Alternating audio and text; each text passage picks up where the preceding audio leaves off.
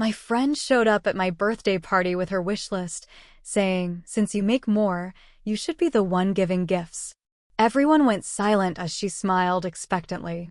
I took a deep breath, picked up her list, and said, "You're right. Here's my gift. Your spot in my life is now open for someone who actually deserves it."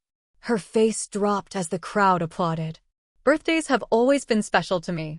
Growing up in Columbus, Ohio, my family made sure each one was memorable. So, when I turned 35, I decided to host a party at my apartment, inviting close friends to celebrate. Among the guests was my longtime friend, Sarah. We met during our college years at Ohio State University and had remained close despite our differing paths. I pursued a career in tech, which provided a comfortable income, while Sarah followed her passion for art, often struggling financially. The evening of the party arrived, and my apartment was filled with laughter and music. Friends mingled, enjoying the food and drinks. Then, Sarah walked in, holding an envelope.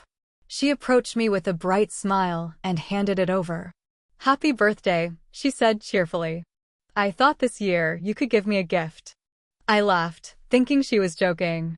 "What do you mean?" She gestured to the envelope. "It's my wish list. Since you make more, you should be the one giving gifts." The room grew silent. All eyes turned to us. I felt a mix of shock and embarrassment. Taking a deep breath, I opened the envelope and scanned the list. It included various items, some quite expensive. I looked up at her, trying to keep my voice steady. "Sarah, birthdays are about celebrating together, not about who gives what." She shrugged. "I just thought it made sense." I nodded slowly, setting the list aside. "You're right about one thing. It's time I give you something." Her eyes lit up with anticipation. I continued, "Here's my gift. Your spot in my life is now open for someone who actually deserves it." Her smile vanished, replaced by a look of disbelief. The room remained quiet, the weight of my words hanging in the air. Then, someone started clapping.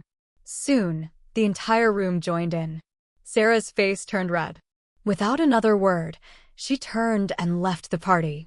In the days that followed, I reflected on our friendship. There had been signs before, comments about money, subtle digs, but I'd brushed them aside. This incident was a wake-up call. Friendships should be built on mutual respect and understanding, not on expectations and entitlement. While it hurt to end a long-standing friendship, I realized that sometimes letting go is necessary to make room for healthier relationships. And as the applause from that night echoed in my mind, I knew I'd made the right choice. After Sarah stormed out of my birthday party, the night carried on, but something inside me felt unsettled. I tried to enjoy the rest of the evening, but I kept replaying what had just happened. The envelope, the silence, her smug smile. Then the look on her face when I cut her off in front of everyone. The next morning, I woke up to a storm. Not outside on my phone. Messages. Dozens of them. Some from people who had been at the party. Supportive, mostly. "Good for you," one text read. "She had that coming," another said. But then came the other kind. Messages from mutual friends who hadn't been there. People Sarah had gotten to first. She had started texting people after she left, spinning her version of what happened. "She said you humiliated her on her birthday," a friend texted. "She's telling everyone you threw her out for being poor." That hit me harder than I expected. Not because I cared what people thought of me, but because I had known Sarah for over a decade. And this? This felt cold. Like betrayal. I decided not to respond. Not yet. But the silence didn't help. She posted a long rant on Facebook. A public one. Tagged me. A big block of text. Basically a sob story. How her rich friend made her feel small. How she was mocked for asking for support. How she was publicly shamed for not being able to afford gifts. And then the comments rolled in. People ate it up. I scrolled through the replies, friends from college, old coworkers, even a few mutuals I hadn't talked to in years. The tone was the same. "You deserve better." What a fake friend. "She sounds jealous of you." That word. Jealous. It had popped into my mind before, but I had pushed it away. Now it kept echoing. I stayed quiet. Until I got an email from work. HR. Apparently, someone had submitted an anonymous complaint about me, accusing me of making inappropriate financial remarks toward a disadvantaged friend at a private gathering. It didn't mention names, but it was clear who filed it. I was stunned. This was beyond drama. She was trying to ruin me. My manager called it a routine follow-up, but I could hear the discomfort in her voice. Corporate doesn't care about context. They care about headlines. So I sat down and wrote a full report. Names. Screenshots. The full story.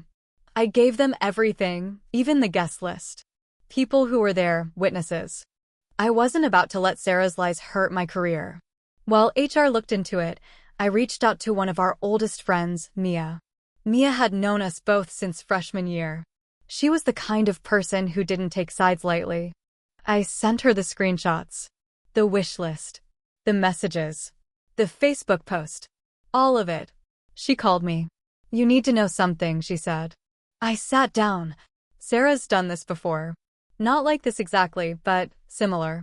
She tried something with Rachel, too. You remember Rachel, right? From the dorms? Yeah. I remembered Rachel. She transferred out after sophomore year. I hadn't spoken to her since. She asked Rachel for rent money. Then told people Rachel was bullying her when she refused. Same pattern. I couldn't believe it. But then it all made sense. The comments. The jabs. The quiet digs she'd make about my car, my condo, my clothes. How she always said, "Must be nice," every time I mentioned anything positive in my life. This wasn't new. This was Sarah. And she was playing victim again. I wasn't going to let her win this time. I didn't fire back online. I didn't comment on her post or make one of my own.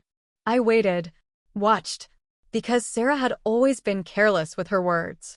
Always needed the last word. Always poked until someone snapped. And when she did it again, I'd be ready. She thought I would fade out quietly. She didn't know who she was messing with. A week passed. HR eventually closed the case and sent me an apology. They couldn't confirm who made the complaint, but the implication was clear. It was baseless. My manager added, "Be careful who you keep close." I thought it was over. I was wrong. 2 days later, I got a text from my landlord. "Someone reported you for running a business out of your apartment." My heart dropped. It made no sense. I work remote. I'm a software developer, not running a warehouse. But I knew who was behind it. This was her new angle. I called the landlord, explained everything. Luckily, he'd known me for years. Still, he said he had to follow protocol and send a warning notice. I could feel it. Sarah was trying to wreck me, piece by piece. Then came the weird part. Someone started calling my work phone and hanging up. Always during meetings. Always from private numbers. It became a pattern. Blocked number, midday, click. Then I got flowers. Not the good kind. A dead bouquet. Black roses, wilted lilies. No card. Just left outside my apartment door in a plain box. Now it was creepy. I checked my security cam, but the person had come late at night, hood up, head down. I couldn't make out the face. I showed the footage to a friend who worked in IT security. She slowed it down, enhanced it a bit. Still blurry, but the way the person moved, the posture, it looked familiar. My stomach sank. It looked like Sarah. This was no longer about a birthday fight. She had gone off the rails. I debated going to the police, but what would I even say? My ex-friend sent me dead flowers because I didn't buy her a gift? It sounded ridiculous. And she was smart. No evidence directly tied to her. But then I got a message that changed everything. Rachel, the one Mia mentioned. She reached out on Instagram. I heard what's been going on. I think it's time people knew what she's been doing. Want to talk? We set up a call. She was cautious but direct. She's done this in every city she's lived in. Makes a best friend, gets close, then turns on them when they stop giving. I have emails, messages, even voice notes. She threatened me too. Rachel had receipts. One recording hit me hard. Sarah's voice, clear as day. "I'm sick of watching everyone else succeed while I get nothing. If I have to take people down with me, so be it. There it was. I asked Rachel if she'd be willing to talk to others. She agreed. Mia helped too. Quietly, she reached out to other people from college. And soon, more stories surfaced. One after the other. Sarah had borrowed money she never paid back. Lied about being kicked out. Spread rumors about people when they stopped doing things for her. She didn't just burn bridges. She detonated them. So I made a plan. No drama. No revenge post. Just truth. I put together a private message. Screenshots. Quotes. The recording. I didn't say much. Just the facts. Sent it to the people who had commented on Sarah's Facebook post. Sent it to mutual friends. Sent it to people I'd known for years who had suddenly gone quiet. The shift was instant. One by one, the apologies started rolling in. Sorry, I didn't know the whole story. I believed her and now I feel like an idiot. Thank you for setting the record straight. Then came the kicker. Sarah's landlord, the same complex she had just moved into, messaged me. Apparently, someone shared the message thread with him. He was considering legal action. She had put his staff through hell already, yelling accusations, threats. And just like that, the facade started to crack. But it didn't stop there. She posted again. This time, it was rage. Long paragraphs calling me a manipulator, a gaslighter, a toxic capitalist. She even shared an old photo of us from college, circling my face. People started commenting, but the tone had changed. Didn't you post a wish list for his birthday? I thought you said he kicked you out for being poor? This isn't helping your case, girl. Then her post disappeared. Account deactivated. The silence after that was louder than anything she ever said. But I knew better than to assume she was done. Because Sarah didn't disappear. She waited. I didn't hear from Sarah for weeks. Things started to settle. No more weird phone calls, no complaints to my landlord, no late-night deliveries. For the first time in a while, I could breathe. I even started sleeping better. But then one morning, my boss called me into a Zoom meeting. Alone. She looked uneasy. There's something you should see. She shared her screen. An email. From a new anonymous address. It had screenshots. Old ones. Me, making dumb jokes in a private Discord server years ago. Stuff taken out of context. One joke in particular, not racist, not hateful, but definitely inappropriate, I had already apologized for years ago when it first came up. I'd grown up since then. But this was different. The email was pushing a narrative. Accusing me of being dangerous, toxic, even suggesting they investigate my work ethics. I sat frozen. My boss wasn't buying it, but HR had to follow procedure. Again, I knew it was her. No proof, but the timing, the style, the way it dragged up the past, it was her handwriting, even if she didn't use her name. She wanted to destroy me from a distance. I went quiet for 3 days. Didn't post. Didn't message. Just thought. Then I remembered something. Sarah had made a big deal a year ago about selling a bunch of her paintings online. She started a small shop. One she proudly announced in an email blast. I had saved it out of support. That shop used her legal name. Her full name. Business tied to her bank. Email. Everything. I didn't want to fight dirty. But she left me no choice. So I gathered everything. Not just my stuff, Rachel's, Mia's, the others. Stories, voice notes, screenshots. People Sarah had hurt. People who had been silenced. People who had paid her bills out of guilt, then been ghosted. It wasn't petty. It was a record. I didn't post it online. I sent it to the right place. She had unpaid debts in 2 states, old landlords, collections. I found contact info. One of them replied within an hour. We've been trying to track her down. She also hadn't been paying taxes on the money she made from her art sales. No business license. Number 1099 forms. Nothing. I filed a report. And I waited. A month passed. Then I saw it. Her name in the local Columbus online news blotter.